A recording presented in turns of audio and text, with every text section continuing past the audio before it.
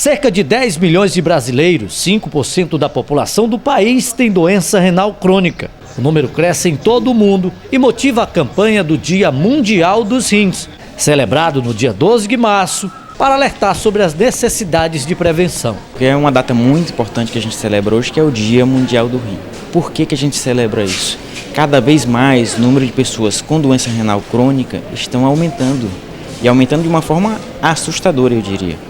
Por quê? Porque cada vez mais a gente tem pacientes idosos, pessoas idosas, cada vez mais a gente tem pessoas com pressão alta, com diabetes e com sobrepeso e obesidade. Então esses são os principais problemas que a doença renal tem como base, né? Por isso é que as pessoas adoecem dos rins. Claro que existem outros motivos, tabagismo, cigarro, hábitos de vida ruins, sedentarismo, ok?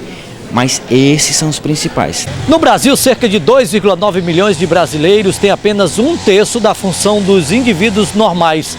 A questão é que a maioria das doenças renais são assintomáticas e os pacientes, por desconhecerem a importância do órgão, não costumam buscar ajuda médica. Os principais grupos de risco para que a gente procure o nefrologista são os pacientes diabéticos, os pacientes hipertensos, os pacientes que estão acima do peso, os pacientes idosos, aquelas pessoas que já têm algum histórico de doença renal na família, algum parente que já tem algum problema no rim, uma doença policística, uma doença genética, ou que porventura faça hemodiálise, né, para que a gente possa investigar e ver se há alguma relação ou não.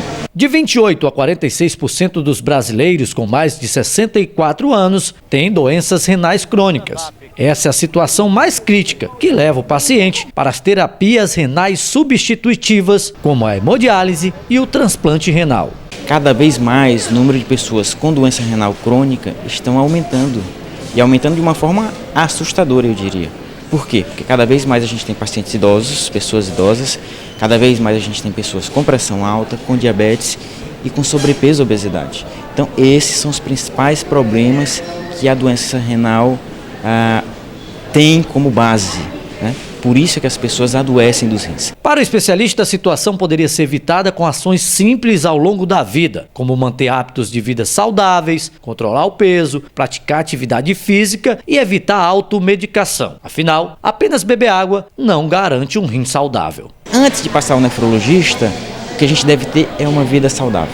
E quando eu falo uma vida saudável, é praticar atividade física, é comer comida de verdade, evitando alimentos processados, industrializados, refinados, açúcares, refrigerantes, suco de caixinha, biscoitinho.